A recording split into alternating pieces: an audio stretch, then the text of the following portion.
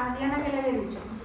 Esta parte de imágenes son 3 clasecitas, pero yo decidí, porque me he dado cuenta, que sean un poquito más concretas para ustedes. Y una de las cosas que me dijeron que parece que no sabían, no sé, es que una de las partes que le van a evaluar a ustedes es un aparente ECOE. Y en ese ECOE casi el 50% van a ser imágenes. Una cosa así, no sé. No me pregunté mucho, pero fue lo que me pidieron. Entonces, en vista de más que teoría, porque si hay una parte de preguntas teóricas, yo le dije a Diana que básicamente las preguntas van a salir de una guía o un resumen que amablemente don Tomás, que no sé, don Tomás, ha hecho para ustedes. Una que fue la de la vez pasada, que basé en esa su presentación, y igual para esta, ¿entiendes? Pero realmente metí la pata y dejé lo que tenía don Tomás y traje esta que era la que tenía en la oficina, para que es corta igual, pero tiene lo que don Tomás desarrolla un poquito. Igual yo se comparto, pero la siguiente clase, más que teoría, realmente vamos a ver imágenes. Imágenes. Y si piden las imágenes, y ahí van a salir lo que sea que les vayan a preguntar.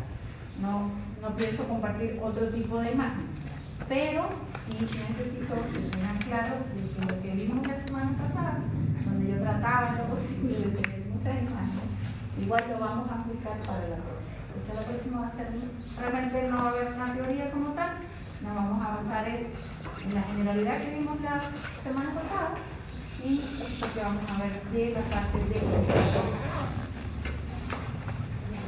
hay una parte que la vamos a ver aquí como práctico.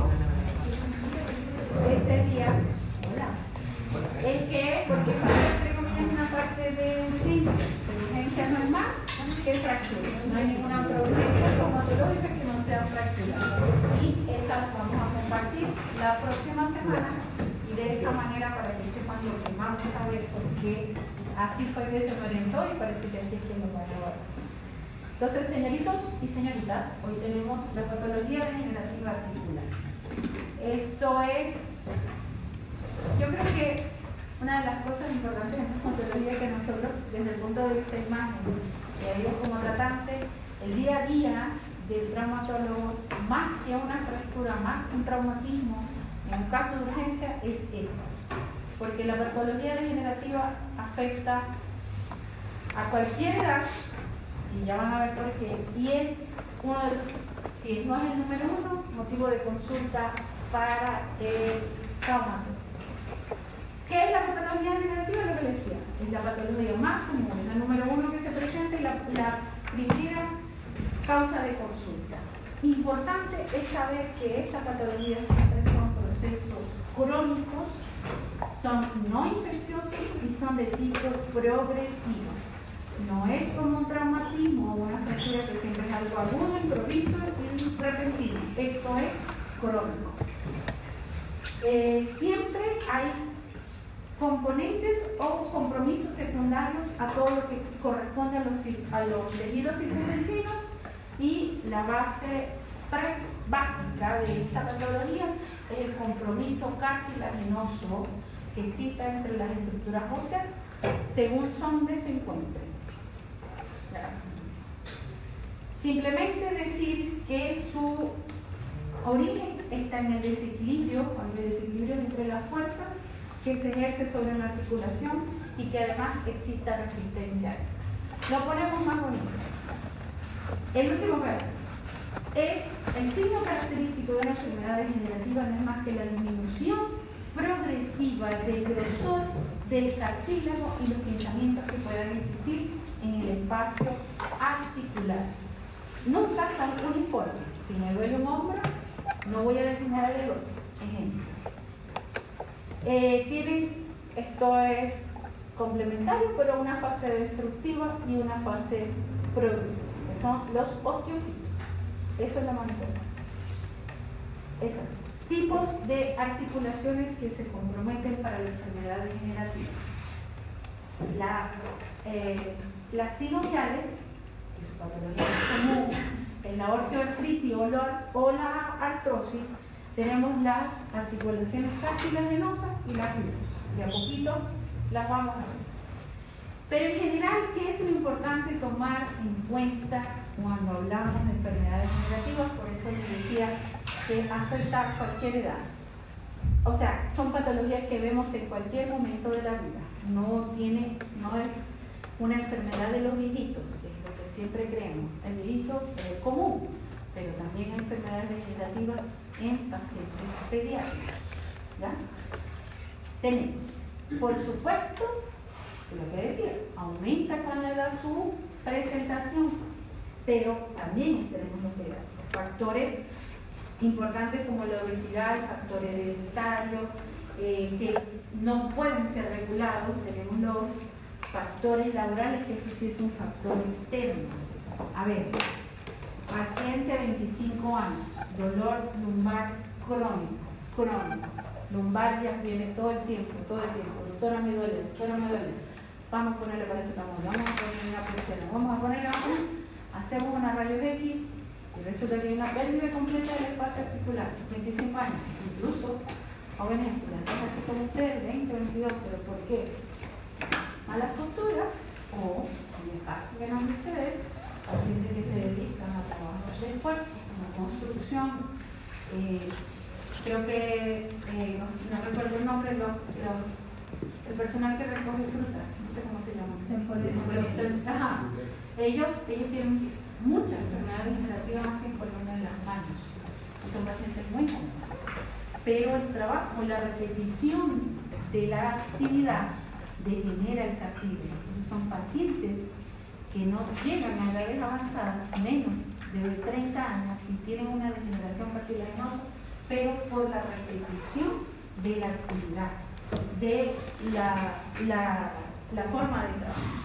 Entonces, ese es el factor laboral. Tenemos las alteraciones hormonales y metabólicas. Por supuesto, también existe la patología degenerativa postraumática, o post-fractura en este caso, y cuando existen patologías infecciosas como las artritis sépticas posteriores, si no hay una buena cura, van a quedar con esa alteración.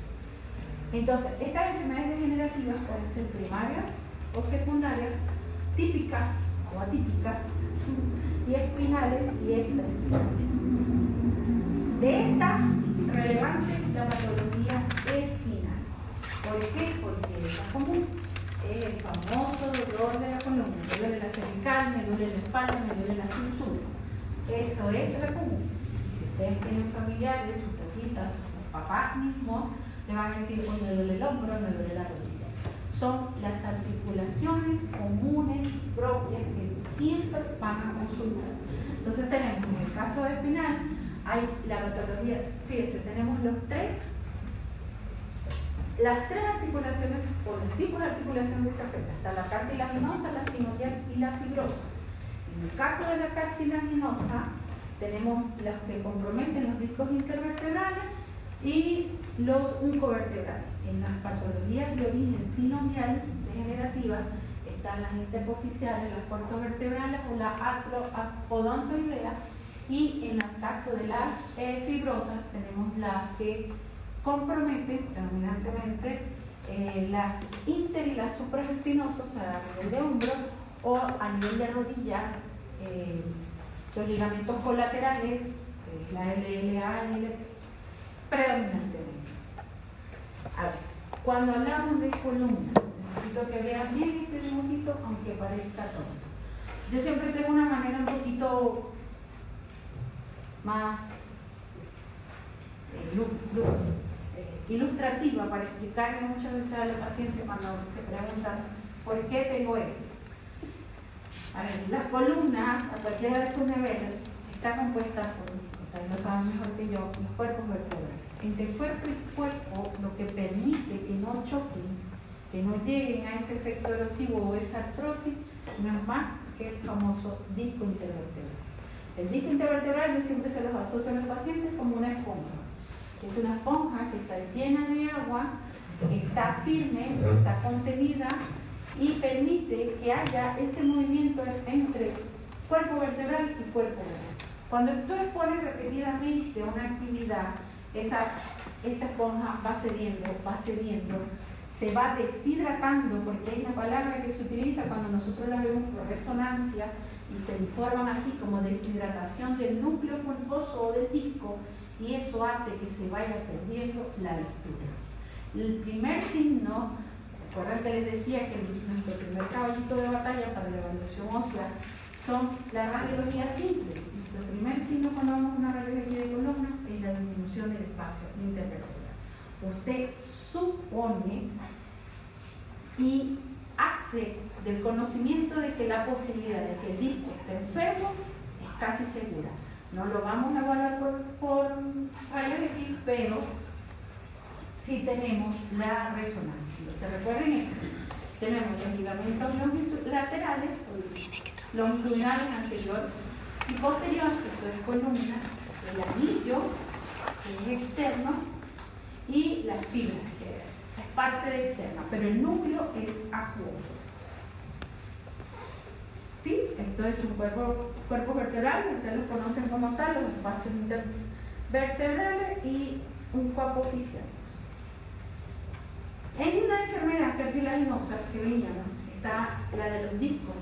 ¿Cuáles son las patologías que afectan el disco? La osteocondrosis, la espondilosis deformante, y cuando son las oncoartrosis, la oncovertebral y la oncoartrosis. Entonces, la osteocondrosis, ¿por qué se produce? Lo que le decía, una sobrecarga mecánica que la exposición repetida va a condicionar lo que les digo. Parece que se lo digo cada rato, pero después cuando se lo pregunto se les olvida. Va a hacer que el núcleo se deshidrate, la fibra que está a los lados, que son la verdecita, va haciéndose como todo cuando pierde el agua. Cuando las cosas se deshidratan, se colocan rígidas, y al hacerse rígidas se van a romper y van a perder el espacio. Entonces, también puede producirse por un daño en la placa terminal, o lo más común, lo que le decía, la deshidratación y disminución de la resistencia del núcleo pulposo. Entonces tenemos la osteocondrosis, la fase. Ahí la tienen un dibujito bien bonito. El primero es un disco intervertebral completamente normal, un núcleo pulposo llenito de agua con unas fibras que están enteras. Al exponerse a la actividad mecánica repetida o el sobrepeso, oigan, no solamente es el paciente que está siempre alzando peso, el sobrepeso hace esto. Pacientes, cuando muchos pacientes con obesidad mórbida, a veces ustedes lo ven en los carritos porque su columna no les llega. Y eso también. Entonces empieza, por eso les decía al principio, son enfermedades progresivas. Entonces el peso hace, lo primero que hace, me deshidrata el disco. Una vez que no tengo agua acuosa, se van a ir rompiendo esas fibras laterales y se pierde el espacio. Eso es la evolución propia de la osteocondrosis. ¿Qué vamos a ver entonces? Un ensanchamiento del espacio discal, se va a ver ancho, esclerosis de los platillos, el fenómeno del vacío del disco y los nódulos cartilaginosos. Lo ven aquí, a ver, la física. Fíjense, este espacio está disminuido, pero aún hay componente cartilaginoso correspondiente al disco. Este impresiona que sería el espacio que se mantiene indemne, porque no le veo aparente disminución, pero fíjense el L4, L5, L5, S1, haciendo este y este. Ahí ustedes no ven absolutamente nada de disco, ahí hay pérdida completa, y a nivel del L5, S1 casi que hay un aspecto artrósico y erosión. Eso siempre está asociado, porque el disco ciertamente pierde la altura, el disco se aplasta, pero lo poquito que queda, no sé cómo decírselo, se esparce, así como que se sale hacia los lados. Yo diría se esparrama, entonces como se distribuye, y es lo que a veces en la resonancia nos vamos a ver cómo los componentes herniales que se van a posterior comprometen la amplitud del cambio.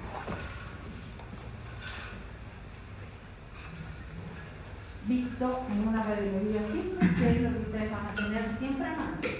Me gusta repetírselo porque después cuando a veces con imágenes como electivas se dan cuenta que es así.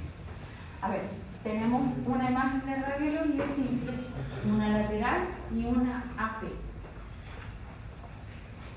¿Qué ven? Osteofitos. Osteofitos. ¿Cuáles son los osteofitos? Están como puntitas que salen de las vértebras. Se juntan. Cuando se juntan se llaman puentes indesmorfismos. Cuando hacen así, son puentes indesmorfismos. Mientras no sea uno, son osteofitos. Exactamente. A ver, ¿se acuerdan cuando les decía, que me escucharon la semana pasada, la importancia de una radiología, una proyección amplia y lateral? Normalmente si yo pido la AP, entre comillas no tengo manera, parece, de saber si hay una disminución del espacio intervertebral. Si ustedes le ponen un poquito el ojo, realmente yo diría que todos los espacios parece que están iguales. Pero cuando me voy a la proyección lateral, es donde me da, es como el que me dice realmente dónde está la disminución. Entonces tengo una disminución del espacio intervertebral cuando lo comparo con el de abajo y tengo las formaciones osteofíticas dispuestas en las partes anteriores de los cuerpos vertebrales.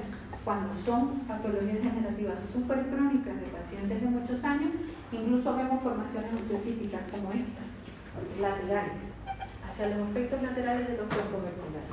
Las pueden ver en la proyección AP y lateral, y cuando hacen esto, que hay un crecimiento y llegan como a unirse, es lo que se llama un puente sindesmorfismo. Así se llama. Pero lo importante aquí es que reconozcan que esta inversión hacia un espacio intervertebral conservado, disminuido y aún más disminuido. Y otra cosa que se asocia es en las placas terminales, como les decía en el dibujo anterior, también hay cambios. Ellas se ven, si les ponen un poquito el ojo, más blanquitas, lo que llamamos un cambio esclerótico, porque el hueso está reaccionando a tener otro hueso cerca, y cuando hace el efecto o la erosión parcial, él va a responder haciendo un cambio esclerótico, como haciendo una neoformación ósea, y por eso salen los osteofitos. Porque les decía en una lámina al principio, hay nueva formación de esta artista. Disculpe, ahí donde estaría como la alteración, como específicamente. A ver, la alteración, dice usted, la disminución del espacio intervertebral. O sea, lo de los osteofitos. Esto no tiene por qué estar aquí. El cuerpo vertebral es un cuadrado. Si yo dibujar aquí, si este es el cuadrado normal, fíjense que aquí esto no está en condición normal. Muchas veces cuando uno inicia, hay cosas medio bien, pero a veces la disminución de los espacios no son tan. Entonces, ¿qué hace uno? Simplemente toma, ya con el computador, y mire cuánto hay de aquí a aquí. Aquí debe haber 0,3, aquí debe haber 0,5, pero aquí ya por lo menos debe haber 1 centímetro. Entonces ya usted dice, evidentemente, no, los espacios no están iguales. Hay una disminución predominantemente entre estos tres cuerpos vertebrales.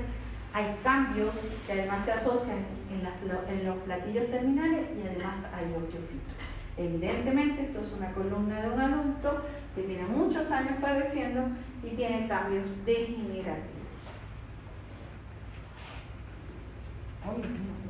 ¿Cuánto tiempo, por ejemplo, lleva esta persona adulta? ¿Cómo no?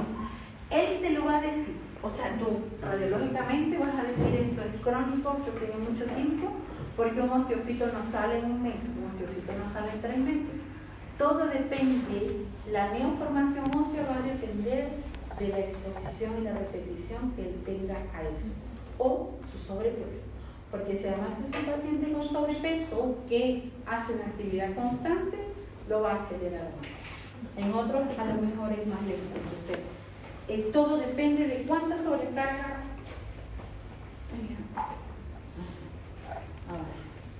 Ahora, este es el otro espacio que siempre consultan. Es una columna cervical. Columna cervical, si ustedes creen que en la AP de la dorsal y lumbar no hace nada, la de la cervical es segunda. Así que por eso solo les puse la lateral. Fíjense, de igual manera que los anteriores, si ustedes ven, normalmente nosotros empezamos C2, C2, C3, C4, C5, C6, C7. ¿Sí?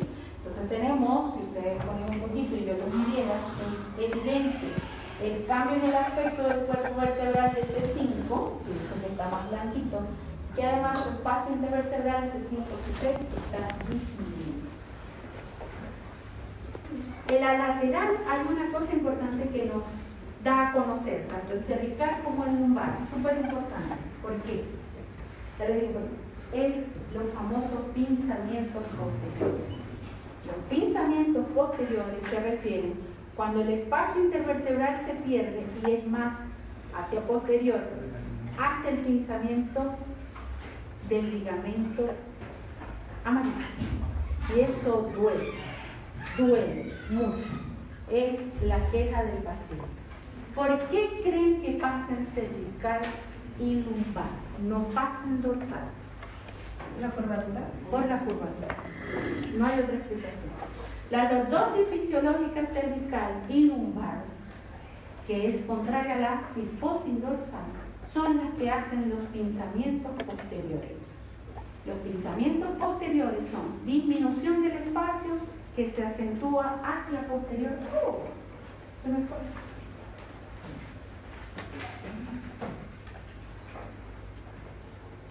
Aquí. Esta. No es una rayos X, pero es eso. Fíjense, la curvatura lumbar, como la que ahorita les voy a volver a colocar, la cervical. La lordosis que ellas hacen esa tendencia al pinzamiento posterior del ligamento longitudinal posterior. Y además, si hay una disminución del espacio intervertebral y con la pérdida del disco que se va a protruir y probablemente se va a herniar, va a comprometer el ligamento longitudinal y la amplitud del canal. Y eso cuando uno describe, siempre es importante saber que hay un pinzamiento y si compromete o no el saco dural y si ejerce efectos compresivos sobre el cordón medular. ¿Dónde va a suceder eso?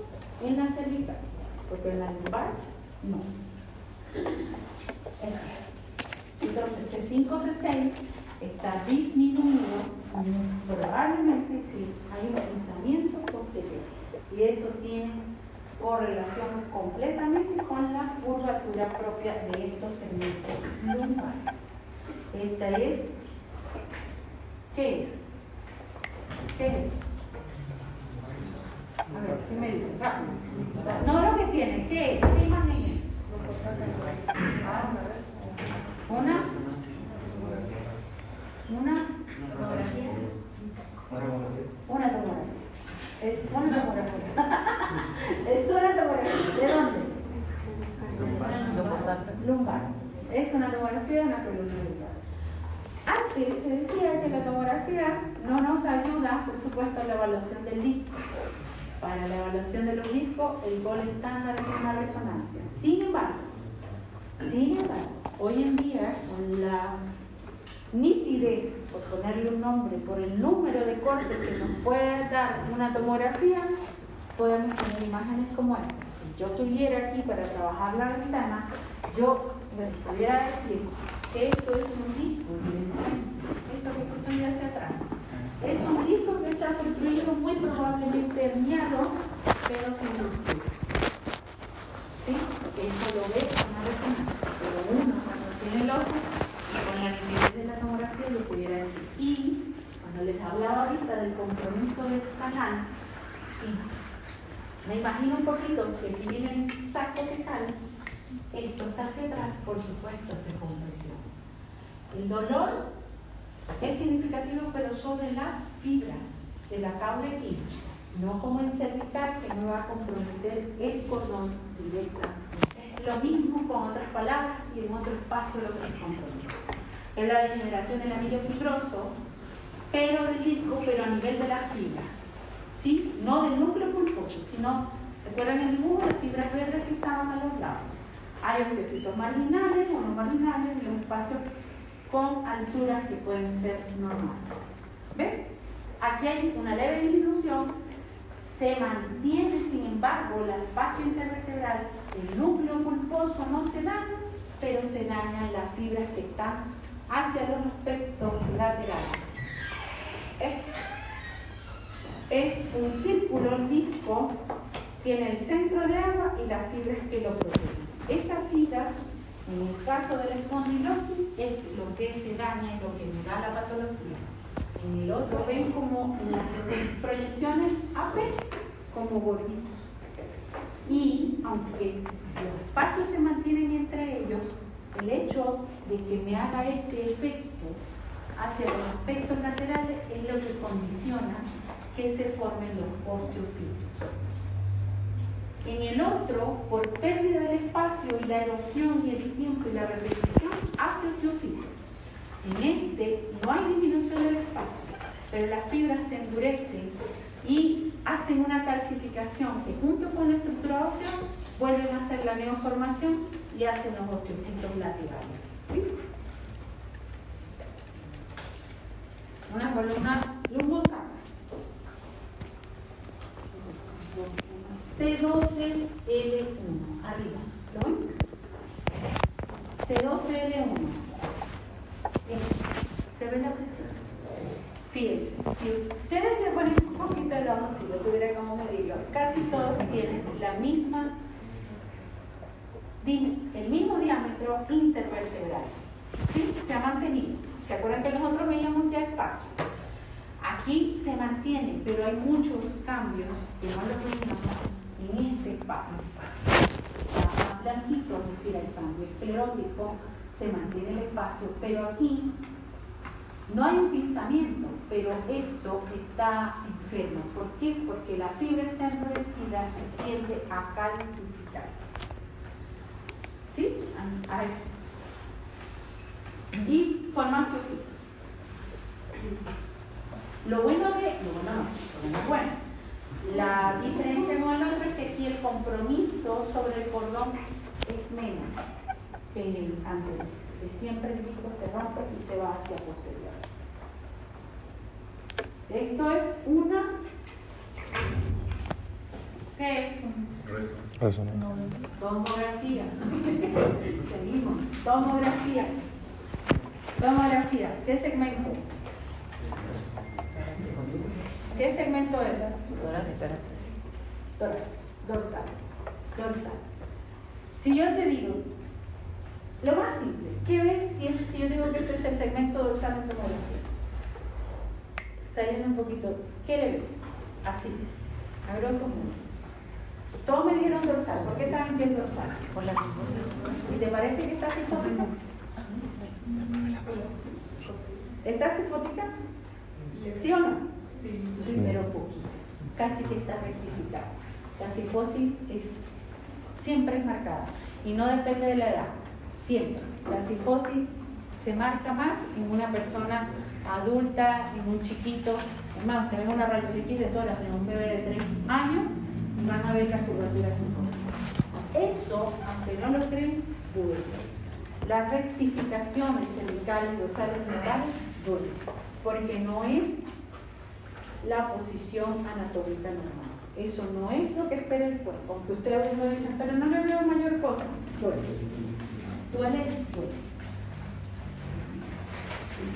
Aquí lo que señala la flecha, fíjense, si ustedes ponen el ojito, todos los espacios impresionan mantenerse. Donde se comprometen hacia las placas terminales. Entonces, esto es un cambio esclerótico con la tendencia a la nueva formación ósea, es decir, de osteofitos. Esta patología es muy común verla a nivel dorsal, cuando hacen la rectificación. ¿Por qué rectifica? Porque le duele, hay endurecimiento de la fibra y las osteofitos siempre son anteriores o laterales. Dime, entendí. Entonces, ¿a qué se refiere con rectificación? Que cambia la postura. La rectificación es cuando la curvatura propia, sea cervical, dorsal o lumbar, se va a enderezar. Aquí. Eso. Esa cervical está rectificada. ¿Por qué crees que se rectifica? Porque se endereza. Sí, se endereza, exactamente. Su curvatura normal es, hay una lordosis cervical, una sifosis dorsal, una lordosis lumbar con una sifosis alta. Así es como está la columna. Eso lo saben ustedes igual que yo. La lordosis cervical, ¿qué hace eso? Le dice que está rectificada. Lordosis dorsal, como la vimos en la imagen de tomografía, que sí, sabíamos que era dorsal, porque tiene una curvatura, pero no es como deberíamos verla, está rectificada. ¿Por qué creen que pasa eso? ¿Por qué creen que se rectifica? Con todo lo que hemos visto. Por los topitos. ¿Por los? Oiga, yo no le puedo poner nombres. ¿Por la calcificación? No. ¿Por qué se rectifica? Por el dolor del espacio. Porque me duele. Porque duele. El gran error del paciente, y uno se lo explica y ellos no lo creen, como usted mismo, es porque si yo estoy normal y me duele, yo voy a hacer esto. Yo voy a buscar rectificar la columna porque yo así siento dolor. Yo así siento alivio, pero resulta que empeora la patología, por eso nunca mejora. A ver, los famosos collarines en los pacientes con patología cervical. ¿Por qué creen que se los usan? ¿Y por qué se usan los rígidos y no los blandos? Porque son los que permiten que el paciente vuelva a hacer su lordosis cervical. Porque el blando lo vence, nunca hace nada. Y el rígido permite, y por eso en la noche te lo deben quitar para reposar. Pero la idea es que vuelva a su curvatura, porque es donde no hay dolor, aunque no sea explicable, porque es su posición fisiológica. Aunque ellos no lo entiendan, es así. Entonces, osteocondrosis y la espondilosis son fenómenos que suelen estar siempre juntos, nunca los van a separar. Las uncuartrosis son un poco visibles, son de cervicales bajas y tienen más que ver, o sea, de hecho son patologías de la columna cervical, pero realmente me interesa más que sepan las dos, las acabamos de ver porque es el pan. La uncuartrosis es esta prominencia ósea que se hace en las articulaciones, y estas sí son las que vamos a ver en las proyecciones anteroposteriores cervicales. Son menos comunes si se ven, pero realmente cuando usted ve esto y hace la columna lateral, la proyección lateral, ve lo que vimos en la primera cervical, y ahí la uncuartrosis realmente pierde importancia. Bueno. Disculpe, ¿dónde apuntó antes? Si tú tienes el cuerpo vertebral cuadradito, esto que sale hacia arriba, esto que se está formando aquí en la articulación, duele, que es un osteofito pero hacia arriba. Por eso solo son cervicales. Pero cuando yo la llevo a la lateral, ¿para qué hablar de la uncuartrosis si tengo la espondilosis y toda la patología degenerativa que hablamos del disco y del cuerpo con todas las formaciones artificiales? ¿Qué es? A ver, esta era una PLXD de cervical. Columna cervical lateral. Este Es una tomografía. Esa resonancia. Ahora una resonancia. No, está una tomografía. Pero está AP y lateral. ¿Se puede? Tomografía AP y lateral. ¿Sí o no? A ver, mi amigo que está calorado. Sí, digo que sí. ¿Usted? Sí. No mira la línea, ¿qué es usted? No es la línea, es usted. Cuénteme, ¿por qué sí se puede? ¿Sí se puede qué, perdón? A ver, es una tomografía, pero son unas proyecciones lateral Sí. y AP. ¿Puedo o no puedo? ¿Es una tomografía o no es? Yo diría que sí. Sí es una tomografía. ¿Se puede o no se puede hacer eso? ¿Puede ser lateral? ¿Puede ser AP? No. Sí. Sí. Sí, sí. Exactamente, porque en este caso no es una AP lateral, esto es una proyección coronal o una reconstrucción, perdón, usé mal la palabra, es la reconstrucción coronal y sagital de la adquisición axial. Eso lo permite la tomografía. ¿Sí? ¿Se acuerdan que se los dije la semana pasada? Que ella, todas las adquisiciones son axiales, pero el volumen y el número de imágenes nos permite hacer esto. Entonces, esto es una tomografía con reconstrucción coronal y sagital de la columna cervical. ¿Sí? Entonces, Entonces, ahí estamos viendo en los cuerpos vertebrales C5, C6, fíjense como hay pérdida del espacio articular, que no está completa porque no hay erosión, desde está aquí. Pero, lo que les decía antes, lo que tenemos aquí hay un pensamiento posterior. Y si yo trabajara un poquito la imagen, les digo que hay un compromiso sobre el saco fetal y sobre el cordón medular. Ese paciente rectifica porque sí, la columna porque no puede. ¿Sí?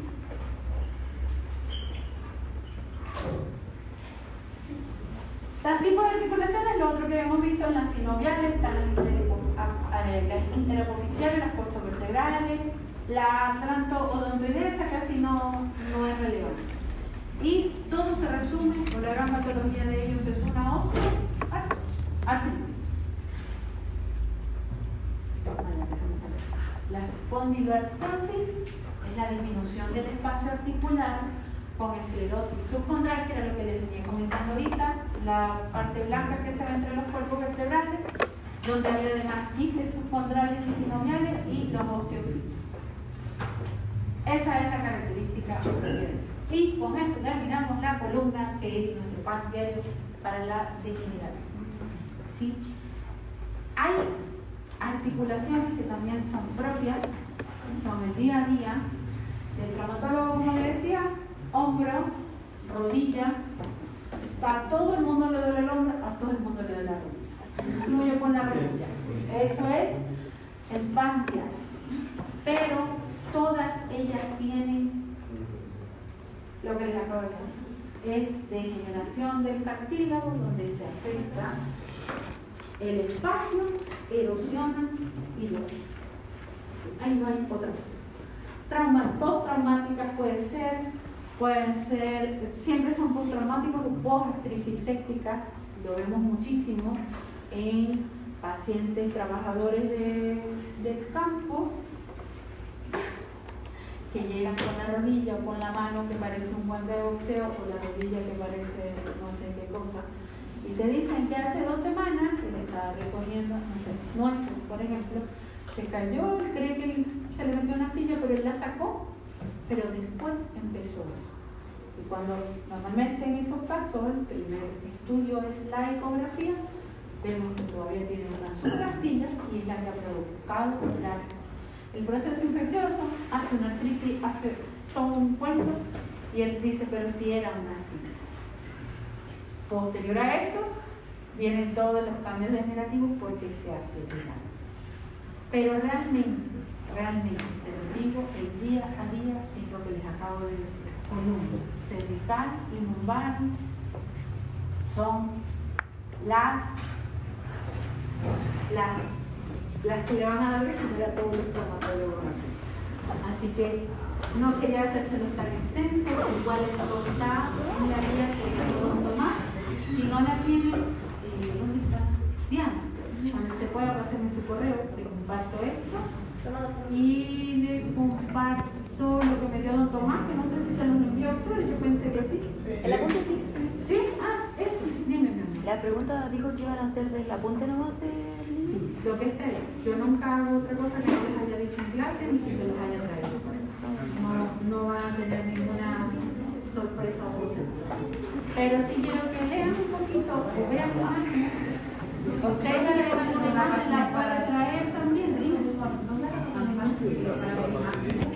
Traerles siempre el pan, porque la vida no es importante, ahí están todas las imágenes. Cuando se la cosa para la patología le van a aparecer. Si ustedes tienen dudas con alguna imagen y la próxima semana la quieren traer, las vemos, las analizamos y las podemos guardar como parte del banco que me pidan que ustedes. ¿Ya? Así que no hay problema. Miren, si ustedes ven todo lo que en estas 2 semanas he guardado de todo lo que llega al hospital, porque no, yo no les estoy trayendo nada de niños. Esto es el día a día en el hospital. Día a día. Y he tenido, creo que solo he tenido uno de los niños que le da clase, que ya pasó, tomó la electiva de imagen y me decía, pero todo esto sí, es el día a día. O sea, nada de las imágenes que yo les traiga es sacada de ningún lado. Ese es el paciente que llega de lunes a lunes al hospital. Entonces, bueno, a veces tenemos la fortuna de que tienen todos los estudios, otras veces tienen rayos y escáner, pero ahí lo vamos a ver. ¿Sí? No lo molesto. Vayan a... Gracias.